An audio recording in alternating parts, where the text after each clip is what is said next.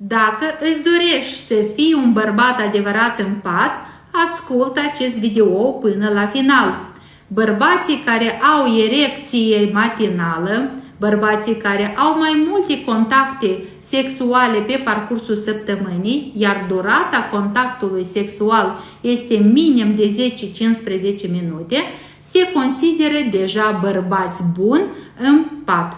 Dacă și tu îți dorești ca să ai această erecție matinală fermă, cu energie, vitalitate, să duci un contact sexual prelungit, atunci ai nevoie ca să urmezi tratamente pe bază naturiste care dețin vitamine, minerale, care ajută la vitalitate și la energia bărbătească. Dacă nu faci această completare pentru corpul tău, atunci își dispare din energie și evident că nu mai ai acea putere.